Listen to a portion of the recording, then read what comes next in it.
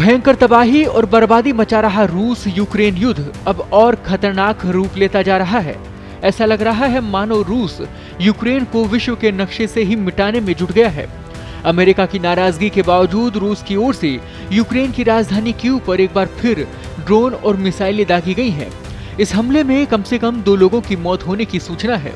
दरअसल बड़े पैमाने पर रूसी ड्रोन और मिसाइलों ने कीव पर हमला बोला है। इस हमले के बाद कीव के कैबिनेट भवन की छत में भी धुआं उठता हुआ देखा गया है। हालांकि इस बात की पुष्टि नहीं हो सकी है कि धुआं हमले के कारण देखने को मिला या किसी और वजह से निकल रहा था। कीव के नगर प्रशासन प्रमुख तैमूर तकाचेंको ने बताया है कि मृतकों में 1 साल का बच्चा भी शामिल है। बच्चे का शव मलबे से निकाला गया है। वहीं इस हमले में 10 से अधिक लोगों के घायल होने की भी खबर है। अभी तक लॉन्च किए गए ड्रोन की कुल संख्या स्पष्ट नहीं हो पाई है। हालांकि रूस बड़े पैमाने पर 500 से अधिक ड्रोन एक साथ छोड़ने के लिए जाना जाता है। हमले से हुए नुकसान या हताहतों की जानकारी फिलहाल सामने नहीं आई है। इससे पहले 30 अगस्त को रूस ने 537 शाहेद ड्रोन और 37 मिसाइलों से हमला किया था, जिसमें जापोरिजिया को मुख्य रूप से निशाना बनाया गया था।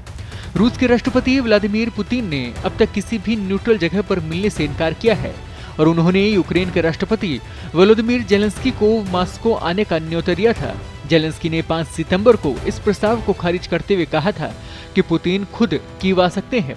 उन्होंने एक इंटरव्यू में हंसते हुए कहा था कि वे मॉस्को नहीं जा सकते। जब उनकी धरती पर हर दिन मिसाइलें बरस रही हों, वे उस आतंकवादी की राजधानी में नहीं जा सकते। इस बैठक को लेकर अमेरिका और यूरोप के बड़े नेताओं ने भी उम्मीदें छोड़ दी हैं।